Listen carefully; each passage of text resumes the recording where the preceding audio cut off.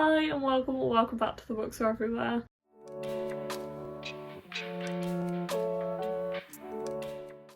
Today I'm here with my June wrap up.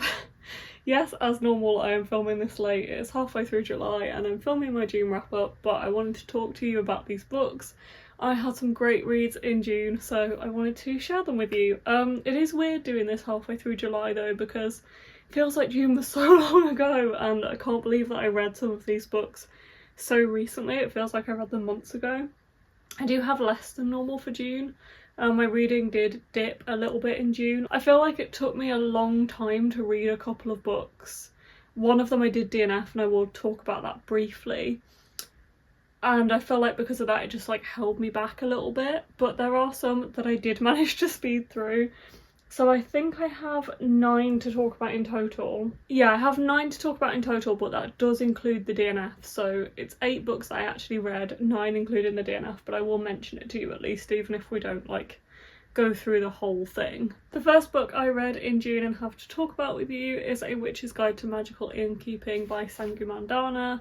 This is another standalone in the same world as the Secret Society of Irregular Witches, Very Secret Society of Irregular Witches, I believe. It's been a long time since I read that, it's been nearly 2 years, so it's not all stuck in my head. I remember the vibe, I remember the atmosphere, and I remember specific scenes, but I cannot remember characters' names and like plot points specifically, so I am not 100% sure. But I really enjoyed this one. It is a cosy fantasy yet again. We are following a character who has lost her magic and she's running this magical inn, and this magical inn kind of draws people in that need to be there, and they can kind of, normally they just stay for like a night, say like for example their car broke down nearby and they have been like drawn to the inn, or maybe something bad might happen along their way so they're drawn like to the inn instead. I don't know, things like that where they might need to like be in a different place for a night, but then some people stay for longer, and one of those characters is in this book who ends up staying for longer. So you have this like backstory of her and her magic, and then she loses her magic, and that's part of the story as well, but you also have this found family aspect of who's staying at the inn and who lives at the inn. It was very sweet, it was very cozy, it definitely had the same kind of atmosphere and vibes as the Very Secret Society of Irregular Witches. I didn't enjoy it as much. I feel like I didn't connect with the characters quite as much. Like I loved the characters in here and I loved the found family aspect of it, but I just feel like their stories didn't quite stick with me in the same way. So I did still enjoy this one. I believe I gave it 4 out of 5 stars. Yeah, I gave it 4 out of 5 stars, but the Very Secret Society of Irregular Witches was like, I did enjoy that one so much. I think I gave it 5 stars and it was like one of my favourite reads of 2023. So yeah, I didn't enjoy it as much as that one, but I still really enjoyed it, and it is nice to be back with Sangu Mandanna's writing. The next one I picked up is Icarus by Ancrum, and I listened to the audiobook of this. I loved this, I thought it was great. The audiobook was just so captivating, the story is so captivating. You are following a boy called Icarus. This is a young adult book, and we're following Icarus, who is the son of a man who recreates paintings, like he creates fake paintings, replicas, and he gets Icarus to steal the original painting from wherever and replaces it with the replica. And this is normally for like private collectors and stuff, where they kind of think that they shouldn't have the artwork in the first place. So I'm not saying they're doing it for bad, like it's questionable, but I'm not saying that they're doing it for like bad reasons. But yeah, Icarus is kind of isolated, like his dad has a lot of control over him and he can't really like make friends because he can't expose this like part of his life, and he spends his nights like basically sneaking into houses of big mansions and stealing artwork. But in this book he ends up befriending the son of this like private art collector who lives in this massive mansion. They break into it like regularly and steal stuff, so he becomes friends with the son, who is under like house arrest, and it kind of starts blossoming into something more. Obviously Icarus and Helios, this boy that he meets, are both having that own troubles with like being controlled by their fathers, but in Helios's case it is much worse. But that kind of brings them together. This story definitely reaches a kind of an explosive end, and I definitely found myself gripped and hooked on the story. I believe I picked this up because Kayla from Books and Lala really liked it, I think. And that's what drew me to this, like reading this story.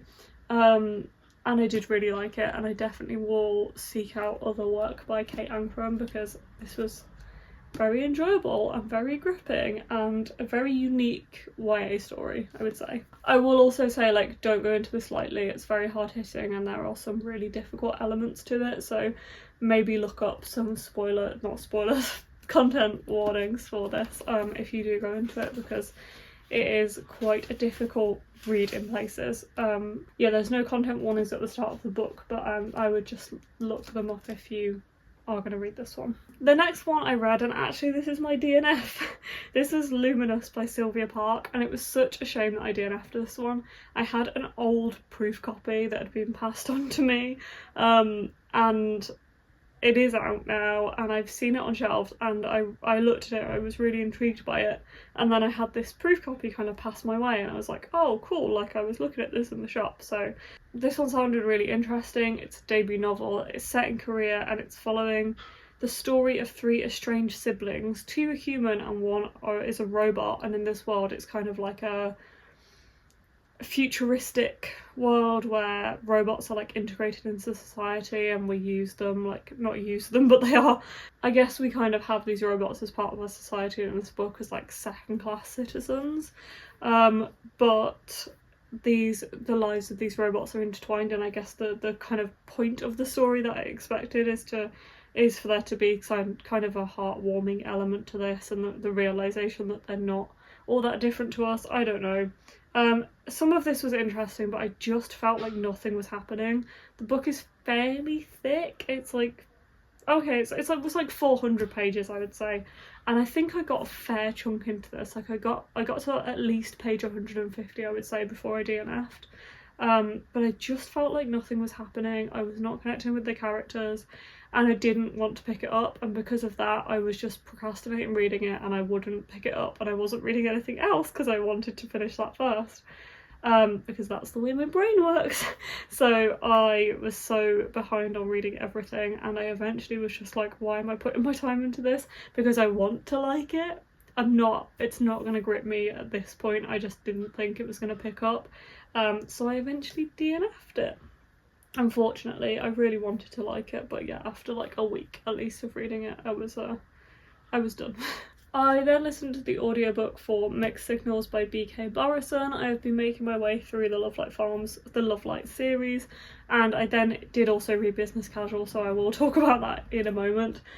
These are all following different characters who are kind of intertwined, and once you've read a few of them, you'll pick up on the characters from previous books, and you remember like them as kind of side characters from the other books. I did enjoy this series, and I did enjoy this book, and actually this might be my favourite, maybe after Love Light Farms, because I did really enjoy Love Light Farms and it made me want to pick up the rest. But this one is probably my second favourite of the lot. This one is following a baker called Layla, and I think that's why I enjoyed it so much, because the bakery was just such a big part of it. But it's following a baker who runs the bakery on the Love Light Farm, like on the land of Love Light Farms, and that's how they're part of the story.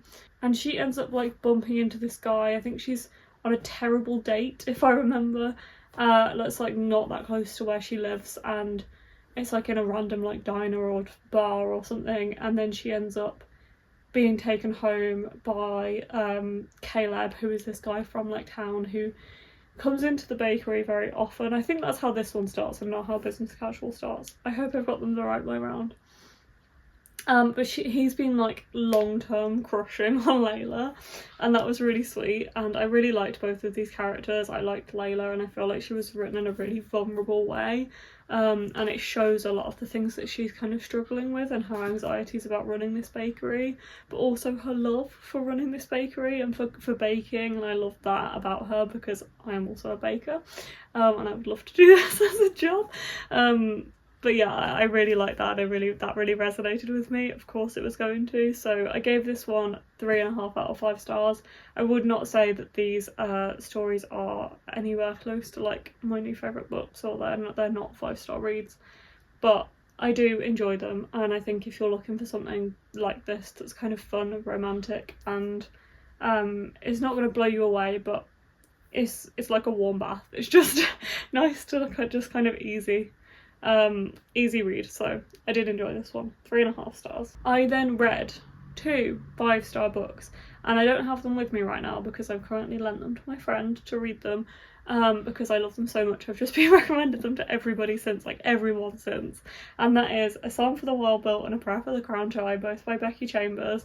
And I recently bought these because they're coming out in like a paperback bind-up edition, and they're 2 very short 150-page novellas that is like a full story all together, and I will talk about them like both, and I gave them both 5 stars. I read them back to back. I honestly could pick them up again right now. I feel like these will remain my comfort reads. Probably my favourite books of the year, like books of the year so far, I would say. I just absolutely fell in love with these characters. Our main character is called Dex, and they live their life as a tea monk. This is kind of a post-utopian world in which 3,000 years ago, robots were living alongside humans pretty seamlessly. They had their own part in life, and we had our own part in life, so they lived together in like relative harmony. And 3,000 years ago, robots made the decision to go their own way, and the humans were fine with that, and now we live in this post-utopian world where robots have their own like part of the world and their own I guess communities, and they don't interact with humans, and they haven't in like 3,000 years. And then comes along our main character called Sibling Dex. Sibling Dex is a tea monk, and they travel around on their bike, and on the back of their bike they have this little hut, which is the house that they live in. It's like a camper van on the back of a bike, and their job is to travel around the world as a tea monk. So they sit in different towns and villages and basically give people tea and advice for what they're struggling with in life, and they feel fairly fulfilled by this life, but like there could be something more, and they end up kind of drifting into the wilderness, and they're trying to decide what to do with this life, and they come across a robot. And this robot has some questions. They haven't seen humans in like 3,000 years. As I said, they have their own like community, and they have their own lives. So this robot has questions for the humans, and they want to know, what do people need, what do humans need, and they want to know about human existence basically. And they end up becoming really close friends, and it is just about them and their lives, and them travelling together and learning about each other and each other's species as well. And it teaches you more about life than I could have ever expected. It's just incredible. I loved it so much. It's very philosophical, but in the best possible way, in a very approachable way, and completely through the relationships of these characters, and not in I don't know how to explain it, not at all like it's in a way that's bigger than humanity. It's just very much on the level of these two becoming friends, and that's what makes it so relatable and so lovely to read. And I loved it so much. I really did. And I gave them both 5 stars, and as I said, I think they will remain to be like some of my comfort reads, and I'm really glad that I picked them up and I read them straight away. Next we have Business Casual by B.K. Borison, and this is the 4th and final book in the Lovelight Farms series, and this one is following Nova Porter, who is a blossoming tattoo artist. She's just about to open her own kind of tattoo studio in the local town, and Charlie is this kind of, I can't remember if it's like her brother's friend or something like that, but he is somebody that Nova's known for like her whole life basically, has moved out of town to go and work in the city. I think he works in New York as like a banker or something, and he's a corporate man anyway, and he comes back to the town. He keeps going back, and he always sees Nova, and something is kind of blossoming between them.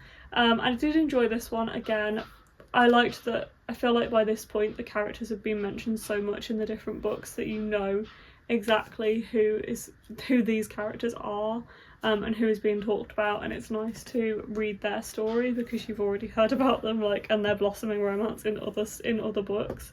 But yeah, I did enjoy this one. I definitely didn't enjoy it as much as Mixed Signals, the previous book, but it was still a lot of fun, and I still liked Nova, and I still liked them as a couple, so I gave this one 3 out of 5 stars. The penultimate book I have to talk about is Vivi, Conway and the Sword of Legend by Lizzie Huxley-Jones. This is the start of a trilogy, I believe. It's completed now and there are 3 books out. I bought this a couple of years ago and I still have not picked it up, and I was speaking to a friend recently who really highly recommended it, and we were actually trying to find the 3rd book in the series for her to buy because the 3rd book's only just come out. So she was talking to me about this book and this series, and I was like, I really need to pick it up. You know what? I'm gonna make it my next read.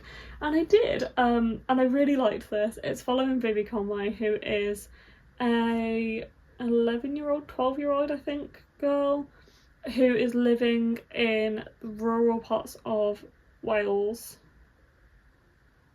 and is taken to London by her parents, who are going to London for work, I think, but she's obviously like dragged to the city from like this rural life that she's always known, but at the same time she is drawn into a lake when she's like, I think it's like the morning that they move house, so she's still in Wales, and she's drawn into this lake and she draws a sword.